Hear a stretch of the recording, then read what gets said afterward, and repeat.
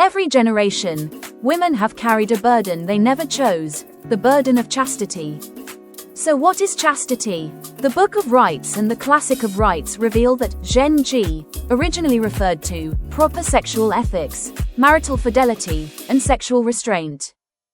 Also, the American philosopher Anne A. Pang White has pointed out, the originally gender-neutral concepts of shen and ji were gradually reinterpreted by Neo-Confucianism, gradually radicalized and eventually applied exclusively to women's sexuality and bodies. Returning to modern society, we have interviewed 3 women from different generations who have different understandings of the concept of chastity.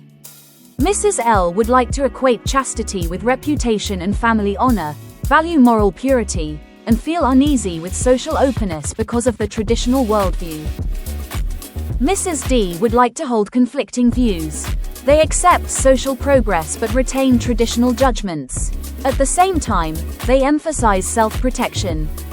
Mrs. C would like to see chastity as an unequal construct, question its basis and beneficiaries, and prioritize bodily autonomy and freedom of choice over purity. I live with great caution, fearing that any inappropriate behavior might damage the family's reputation. I don't care about others' opinions, but I think women should dress appropriately to avoid risks. I block my family on social media to avoid misunderstandings about my friendships with the opposite sex. Now we see how these norms affect women today. What about in the past? In the past, there were a lot of means to control women's chastity, such as chastity belt, FGM, and foot binding. The fact that chastity became exclusive to women was the result of the strengthening of the economic structure, patriarchy, national politics, and the patriarchal clan system in modern society. But now, chastity norms persist through women's internalized emotional labor, shame, fear, and anxiety.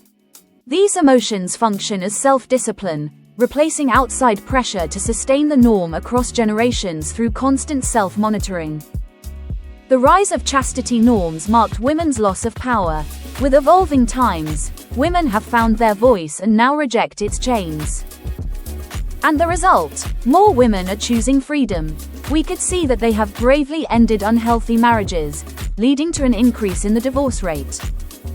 Women's attitudes towards the concept of chastity have shifted from forbearance to silence and then to revolt. Women have rewritten shame as personal choice. Moral authority has shifted from patriarchy to the individual subject. Women have regained the right to narrate, daring to speak out, and having a certain degree of say. To sum up, resisting the outdated concept of chastity is a declaration of war against moral coercion. Young people in the new era should stand up and defend the autonomy of every woman's body and spirit. Thanks for watching.